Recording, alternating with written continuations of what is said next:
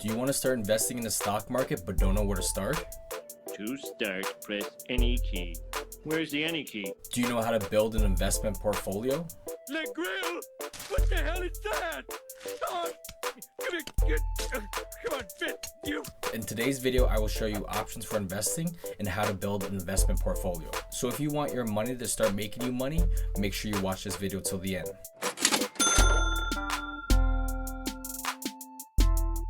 Disclaimer, I am not a financial advisor and this video is for entertainment purposes only. I'm just a random guy on YouTube in my pajamas, so make sure you do your own research before you start investing. Also, this video is for the beginner investor who wants to start investing. I am not a pro investor and I still have a lot to learn, but I will share with you what I have learned. Before you do any investing, there's two things you need to do first. Click the red subscribe button and hit the bell icon to get notified when a new video comes out. There's two things you need to do first. Pay off any high interest debt and build an emergency fund. Debts like credit cards have a high interest rate around 20%. The average stock market return is around 10%. The point of investing is to grow your money, and that's kind of hard when debt is taking your money at a higher rate. Also, you should have your emergency fund at least started. I recommend starting from $1,000 to $2,000 depending on your personal situation. Once you have this amount, you can start investing, but also contribute to your emergency fund till you have 3 to 6 months of living expenses, depending on your situation. The reason for the emergency fund is if an emergency happens, you don't get yourself into debt or don't need to sell your investments at a loss. And one last thing before you start investing, understand your risk tolerance and know your investment goals for the portfolio. These goals can be anything from saving for a big purchase, your children's future and education. What's 9 plus 10? 21. And most importantly, retirement. And as for risks, the more risks you take, the more reward you will get. Okay, now you're ready to start investing. You have a few options here. Robo-advisors, self-directed, and the most expensive option is to invest with a financial advisor or invest in mutual funds. When you're just getting started, you may not have a lot of money to invest, so a financial advisor may not be the right choice for you. And as for mutual funds, there's a way cheaper option. That option is with a robo-advisor. So how do you build a portfolio with a robo-advisor?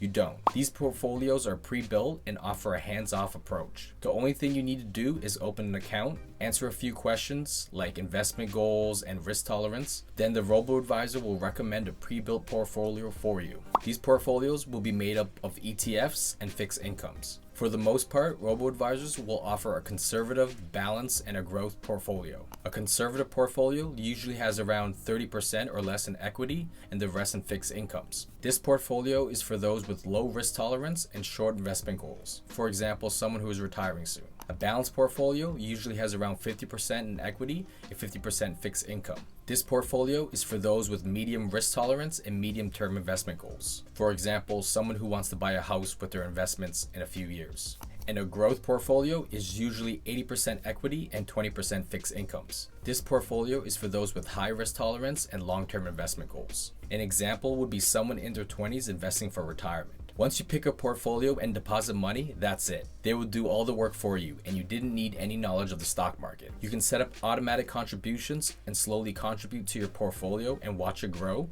till you're ready to withdraw. See, investing isn't hard, it just wasn't taught. Now the con with using a robo-advisor is that you will pay a fee for this service. This fee is usually around 0.5%, but the thing is, the comparable mutual fund would range from 1.5% to 2.5%, so robo-advisors are a lot cheaper. Another con with a robo-advisor is you cannot choose individual stocks, so returns are limited. Individual stocks are the most riskiest way to invest, but have a chance for a greater return. But honestly, the lack of work you need to put in with investing with a robo-advisor and the minimal fees, it's worth not having to worry about your investment portfolio. If you're interested in investing with a robo-advisor, my top 3 picks would be Wealthsimple, CI Direct Investing, and Quest Wealth portfolios. They all have their pros and cons, so check them all out before considering one. Now there's a way you can invest in an ETF portfolio without the management fees. All you gotta do is make your own portfolio, aka self-directed investing. So actually build a portfolio where you pick the holdings, pay trading fees, currency exchange fees, reinvest your dividends, and rebalance your portfolio when needed. Now consider this, if you had a Wealthsimple Invest portfolio and invested $10,000, your management fee would be $50 for the year. If you try to do this on your own, you might end up paying more in trading fees and exchange fees. Now there's a way you can do this without the trading and exchange fees, and that's with Wealthsimple Trade. The only problem is you should only invest in Canadian listed ETFs, so you're not hit with the exchange fee.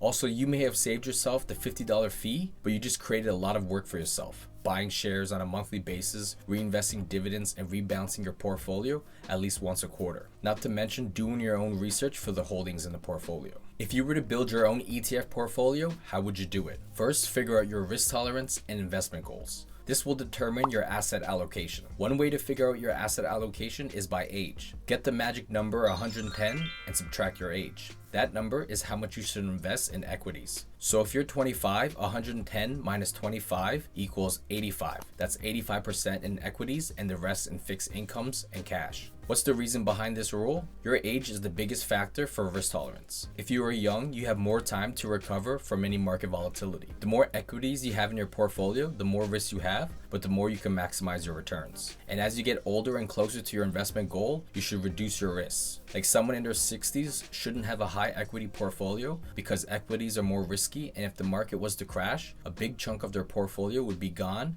if they plan to retire, or they would need to wait a few years till the market recovers and their portfolio is back in shape. These risk tolerance rules are more for long-term goals like retirement. But what if you want to buy in real estate in a few years? This would be short-term investment goals. So once again, you should consider reducing your risk depending on your investment goals. Once you figure out your asset allocation, you can start finding your investments. When investing, you don't want to put all your eggs in one basket. You need to diversify. And the best way to do that is holding ETFs. Instead of buying into a single company, with an ETF, you can buy into many different companies that follow a certain index. For example, SPY. This is an ETF that invests in the S&P 500 index, which are the top 500 large cap US companies. But don't stop there. To diversify even more, throw in some mid cap ETFs, small cap ETFs, international ETFs, emerging markets, and don't forget fixed income ETFs. These are usually bond indices that will help your portfolio reduce risks. And there you go. You got yourself an easily diversified portfolio. Don't forget to hold cash in your portfolio too. The rule of thumb is from 5% to 10% in cash, more or less depending on the current market and your personal situation. Cash has many roles in a portfolio, including personal emergencies, the ability to take advantage of sales, and to reduce portfolio volatility. Building your own ETF portfolio is cheap and still pretty easy, but does require a bit more work and general knowledge in the stock market. Another option is to buy all-in-one ETFs. For example, VGRO, which is 80% equity and 20% fixed incomes. These ETFs are an instant diversified global portfolio with equities and fixed income. Think of them like using a Robo-Advisor, but you physically need to buy shares. Another benefit of all-in-one ETFs is that they can rebalance themselves. Also, since you can buy these ETFs like a stock, you can easily buy more when there's a short-term dip. With a Robo-Advisor, as soon as you deposit money into your account, it gets invested. So you can't have cash on the sideline ready to act. The con with these fancy ETFs is that you pay a management fee. This management fee will be cheaper than going with a Robo-Advisor. Also, be aware that whenever you buy ETFs, whether it's with a Robo-Advisor or on your own, you will pay a built-in MER fee. Building an all-in-one ETF portfolio is less work than building a 3 or 4 fund ETF portfolio. Now, it does cost more, but still cheaper than a Robo-Advisor. Now, for the most work involved portfolio, the individual stock portfolio. These portfolios are the hardest to diversify and have the most risk involved. But with that risk comes potential for higher returns. And plus, stock picking is fun. Even when picking stocks, you still want to consider the magic asset allocation number.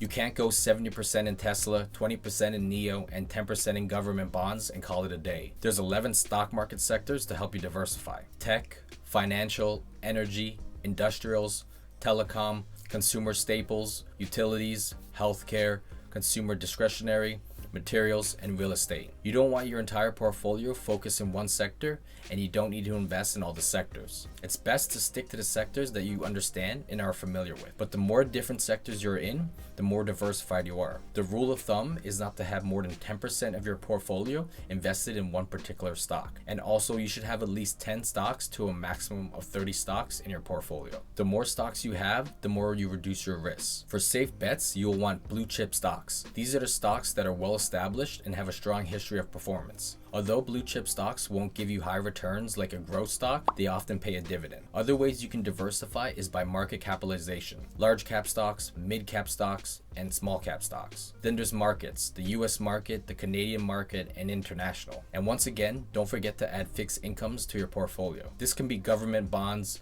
municipal bonds, corporate bonds, or even GICs. Fixed income will diversify you from equities, preserve capital, and protect you against inflation. As for online brokers for buying buying ETFs and stocks, my top 3 recommendations would be Questrade, TD Direct Investing, and Wealthsimple Trade. I have reviews for all 3 of these brokers and many more, so make sure you check out my investing playlists. Now for the YOLO investors, there's IPOs, SPACs, and penny stocks. These types of stocks are extremely risky, but you can receive crazy returns in a short period. Like, just imagine if you invested $1,000 in Tesla at $17 a share or Netflix at $14 a share. Right now, your Tesla shares would be worth around $250,000 and your Netflix shares would be worth around $300,000. But nobody has a crystal ball, so I wouldn't recommend investing more than 5% of your portfolio in any of these speculative plays. Now, if you have an appetite for risk, but you're essentially gambling and you need to be willing to lose all that money. Another speculative play would be in cryptocurrencies. I wouldn't recommend more than 5% of your portfolio in crypto. They are highly volatile and speculative. That being said, Bitcoin was my second biggest gainer in 2020. But that amount I had invested was minimal and I was willing to lose it all. Another asset you may want in your investment portfolio is precious metals. The 3 main metals being gold, silver, and platinum. Precious metals are a good way to diversify your portfolio and act as a hedge against inflation. You can invest in precious metal ETFs, metal miner stocks, futures, options, certificates, but what I would recommend is physical coins and bars on hand. Like the saying goes, if you don't hold it, you don't own it. Depending on your situation, you shouldn't hold more than 5 to 10% of precious metals in your portfolio. And lastly, you can diversify your portfolio even more by investing in real estate. There's 3 ways you can do this. Buy physical real estate and rent it out for cash flow, buy undervalued real estate and renovate it, and sell it for a profit. Or if you don't have the capital to buy real estate, you can invest in REITs, real estate investment trusts. These REITs are trusts used to make money off real estate. They are bought and sold on a stock exchange just like a normal stock. Okay, let's recap. If you don't want to do any work and don't have any knowledge in the stock market, then a Robo-Advisor is your option. If you want to save a bit of money and don't mind a bit of work, then check out all-in-one ETFs. If you want to have more control of your investments and have a basic understanding of the stock market and don't mind doing a bit of work, build your own ETF portfolio. If you want full control of all your holdings, have a good understanding of the stock market, can dedicate your time to your portfolio, and want to maximize your returns, then build your own diversified stock portfolio. Know this, the more you diversify, the more you reduce your risk. But with diversification comes lower returns. So make sure you find your asset allocation sweet spot. You can always do a combination of whatever you like. For example, maybe you have a few investment goals, one goal being retirement. Your retirement portfolio can be a Robo-Advisor or an all-in-one ETF. Another investment goal can be saving for your first home. This portfolio can be a combination of stocks, ETFs, fixed income, and REITs. Then you can have a bit of fun money where you invest in more speculative plays like penny stocks and cryptocurrencies. No matter what style of investing you like, you should always carry some cash and consider other investments like precious metals and real estate. One more thing to consider is the current market. We are currently in the longest bull market in history. Making money in the stock market has never been easier. Volatile portfolios do great in a bull market, but will crash and burn in a bear market. We did have a crash earlier in 2020, but the market has recovered and we've reached all-time highs again. Remember that you only lose money if you sell and you don't gain money till you sell. So take profits and keep your portfolio balanced and well diversified. If you like this video, support the channel by giving this video a thumbs up. If you want to continue learning, check out one of the videos on the right of the screen. If you got any questions or comments, comment them below. Thanks for watching. Until next time, keep making money moves. Peace.